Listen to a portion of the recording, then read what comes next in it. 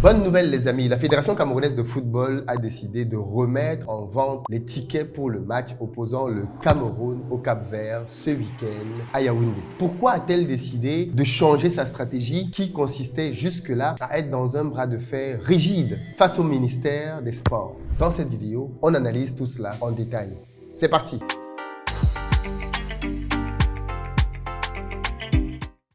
Salut à toi, bienvenue sur ma chaîne, moi c'est Philippe Simo. Et si je te parle de business, de développement du continent africain, donc si ça t'intéresse, tu t'abonnes. Pour ceux d'entre vous qui, comme moi, voulaient lancer des business en Afrique, sachez que j'ai créé un programme de formation dans lequel mes équipes et moi vous accompagnons à détecter les meilleures opportunités en Afrique et à vous y lancer en fonction de votre budget. 5 000, 10 000, 15 000 euros, bref. Contactez le numéro WhatsApp pour savoir de quoi il s'agit. Si vous êtes en Côte d'Ivoire, si vous arrivez prochainement à Abidjan et que vous avez besoin d'un véhicule pour vous déplacer, sachez qu'on a des véhicules neufs qu'on met à votre disposition en fonction de votre budget. Si vous cherchez plutôt un appartement de bon standing, proche de toutes les commodités, Ivoire Trade Center, le Nouveau Pont, le Plateau, Cocody, bref, là aussi, on a plusieurs appartements, une chambre, deux chambres de très très bon standing, moderne, que vous pouvez réserver. Dans la barre de description, vous avez les liens et les calendriers en fonction des disponibilités. On a des appartements à partir de 40 € en promotion.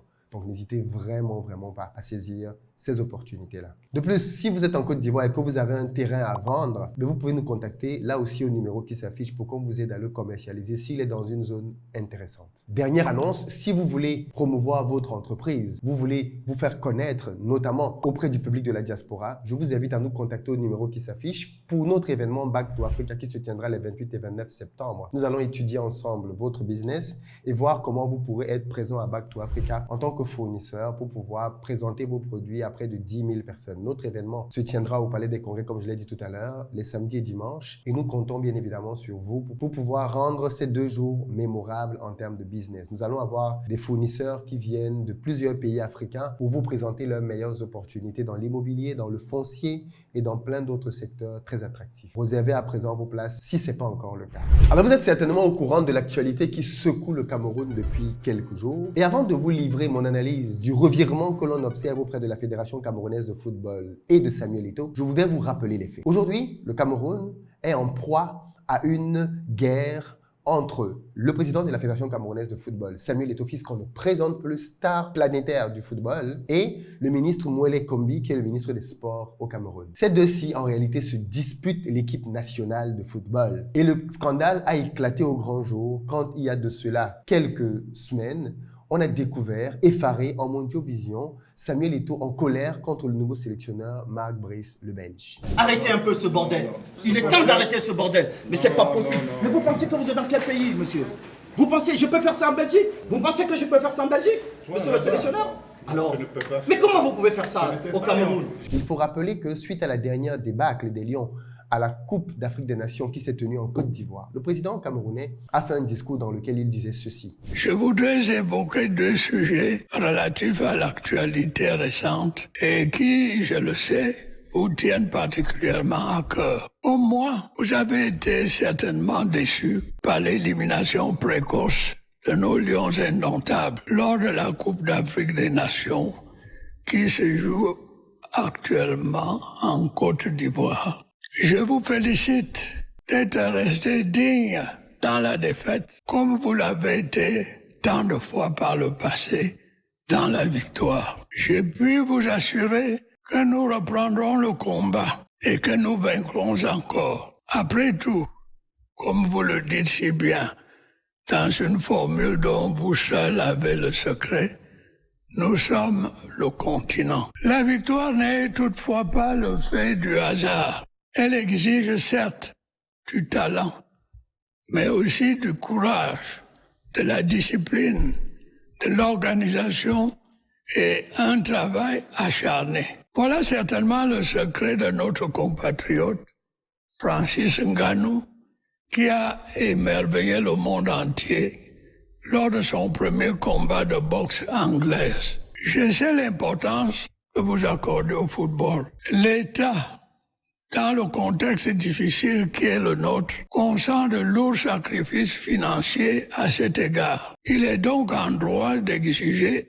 une meilleure organisation et de meilleurs résultats. Nous allons y veiller. Le gouvernement et tout particulièrement le ministère en charge des sports ont reçu des instructions claires sur le sujet. Vous voyez donc, dans ce discours-là, le président dit très clairement qu'il a donné des instructions au ministère des Sports pour que celui-ci redonne un peu de vivacité au football des Lions indomptables. Et donc, l'une des premières actions que le ministre a fait, c'est de nommer un nouveau sélectionneur. Le problème, c'est que la manière avec laquelle il a nommé le sélectionneur semble ne pas du tout correspondre au canevas avec lequel cela devrait être fait. Les juristes ne sont pas d'accord. Certains pensent que le ministère a fait ce qu'il fallait faire, d'autres pensent que Samuel Eto'o a raison. D'autant plus que Samuel Eto'o avait fourni une short liste de 3 sélectionneurs dans laquelle on avait notamment Hervé Renard, mais aussi l'actuel sélectionneur du Nigeria, M. Pesero, qui était bien placé dans cette shortlist-là. Aucun d'eux n'a été retenu. Le troisième, c'était d'ailleurs Fabio Cannavaro. Pour plutôt voir Marc Brice remporter l'élection. On a été très surpris parce qu'on s'est dit, mais comment Marc Brice, qui n'a aucune expérience africaine, se retrouve à être le premier choix du ministère devant des noms comme Hervé Renard ou même le sélectionneur du Nigeria actuel? Ceci paraît très surprenant.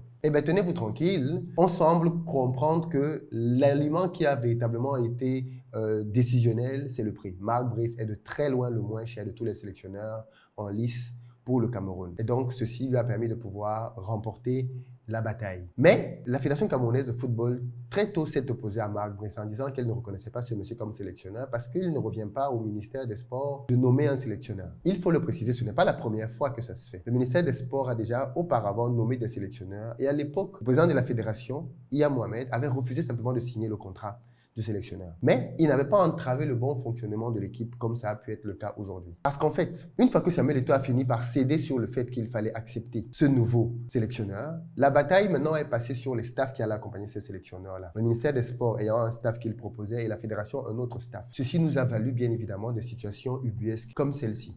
Ici, vous n'avez pas parole. Quand je viens au ministère, je vous respecte. Ici, je suis le seul patron. Et vous ne le faites pas, monsieur Dolo. C'est la dernière fois. Je vous interdis de lever le ton. C'est la dernière fois. Je vous interdis de lever le ton. Appelez-moi la sécurité, vous le mettez dehors. C'est la dernière fois, vous avez compris. Et je vous prie, monsieur le sélectionneur, arrêtez un peu ce bordel. Il est temps d'arrêter ce bordel. Mais c'est pas possible. Mais vous pensez que vous êtes dans quel pays, monsieur? Vous pensez, je peux faire ça en Belgique? Vous pensez que je peux faire ça en Belgique, monsieur le sélectionneur? Alors, mais comment vous pouvez faire ça au Cameroun? Jamais entraîneur. Hein? J'ai été entraîneur. Pour 3 semaines. Oui, et j'ai été très très grand joueur. Très très grand joueur. Beaucoup. Merci beaucoup. Et si vous traversez, vous ne reviendrez plus. Et quand on a vu ceci, on a pensé qu'on était au fond du trou, que l'humiliation était totale. Eh bien non, en fait. Que nenni. Il y avait encore d'autres épisodes qui arrivaient. On s'est retrouvé le jour du regroupement des Lions indomptables à l'hôtel Hilton à vivre ce que moi j'ai appelé le Hilton Gate. Une histoire rocambolesque dans laquelle des joueurs arrivent pour entrer dans l'hôtel et ils sont disputés par 2 staffs, voulant chacun montrer que c'est lui qui est responsable de l'équipe. La gendarmerie a dû s'interposer pour pouvoir arrêter ce spectacle macabre. Eh bien, tenez-vous tranquille, les choses sont allées un peu plus loin. Vous voyez qu'au fur et à mesure que les jours sont passés, les positions se sont tendues entre les 2 parties. Elles se sont tellement tendues que la Fédération camerounaise a refusé de mettre à disposition des Lions indomptables, qui étaient maintenant sous la direction du ministère, le matériel, le bus et l'ensemble des commodités dont ces derniers avaient besoin, jusqu'à retirer même les tickets de la vente. Ce qui, bien évidemment, impactait désormais aussi le public. Vous imaginez un match de football éliminatoire aussi important avec un stade vide, c'est quand même assez chaud. Et je pense que c'est la raison pour laquelle la Fédération camerounaise a décidé de faire demi-tour. Parce qu'ils se sont probablement rendus compte que cette mesure-là, contrairement aux autres, n'affecte pas le ministère. Parce que jusque-là, vu que le ministère avait décidé de pouvoir gérer l'équipe, et ce, contre l'avis de la fédération avait décidé de se retirer. Et il y a là-dedans une guerre de communication. Et aussi une guerre de bon rôle, dans laquelle chacun d'eux ne veut pas avoir le mauvais rôle. Et quel serait le pire rôle ici? Le pire rôle, ce serait d'être celui qui va être à l'origine de la suspension du Cameroun par la FIFA. Parce que ceci continue de pendre sur la tête du Cameroun depuis que le problème est connu mondialement. D'ailleurs, dans ses communiqués, la Fédération camerounaise de football n'a pas hésité à souvent mentionner le fait que ce qui était fait était contraire aux règles de la FIFA. Donc la FIFA sait qu'il y a un gros problème au Cameroun en ce moment et observe de très près ce qui se passe. Et donc je pense qu'il y a une ligne rouge qui, si elle est franchie, la FIFA va agir. Et je pense que personne ne veut être celui qui est à l'origine de cette ligne rouge. Voilà pourquoi, même si entre les 2 parties, il peut encore y avoir du froid. Il n'en demeure pas moins vrai que dans les actes, chacun devra éviter d'atteindre ou de franchir certaines lignes pour, bien évidemment, ne pas avoir un dossier sur lui d'être celui qui est à l'origine de la suspension du Cameroun. C'est ce qui, pour moi, explique simplement le revirement de la fédération. Je ne vois pas en cela une volonté pour la fédération camerounaise de montrer qu'elle est faible qu'elle a cédé au ministère ou même qu'elle s'est réconciliée avec le ministère. Parce que si il s'agissait d'une réconciliation, on aurait eu un communiqué, on aurait eu une rencontre dans laquelle les caméras auraient été invitées pour filmer la réconciliation comme on l'a eu précédemment entre Samuel Eto'o et Marc Brice. Mais on n'a rien eu de tout ça. On a juste eu la fédération qui a décidé de remettre en vente des tickets. Aussi simple que ça. Et en remettant en vente des tickets, donc, elle a simplement, comment on va dire ça, remis la possibilité de ne pas être accusé d'être derrière le fait que le Cameroun soit purement et simplement éliminé. Moi, c'est mon analyse. Je ne sais pas ce que vous en pensez, vous. Dites-le moi dans les commentaires. Mais en tout cas, c'est ma perception des choses. Et je pense qu'il faudrait que ces deux matchs-là passent et qu'ensuite, que la bataille continue. Le problème, c'est que dans des batailles comme ça, il faut des moyens de pression. Et les moyens de pression, en réalité, n'existent que quand il y a la possibilité de bloquer un match, de bloquer des maillots, ce genre de choses, pour mettre la pression sur la partie adverse. Mais en tout cas, pour ce qui est du sélectionneur, je pense qu'il n'y a plus de doute, ça va être Marc Brice. Pour ce qui est du staff, que va-t-il se passer par la suite? Attendons de voir. Dans les commentaires, je veux vous lire. Qu'est-ce que vous pensez de ceci? Comment analysez-vous le revirement de la Fédération camerounaise de football? Pourquoi Samuel Eto'o a-t-il décidé de remettre à la disposition du public les billets? Vos avis m'intéressent. Peace.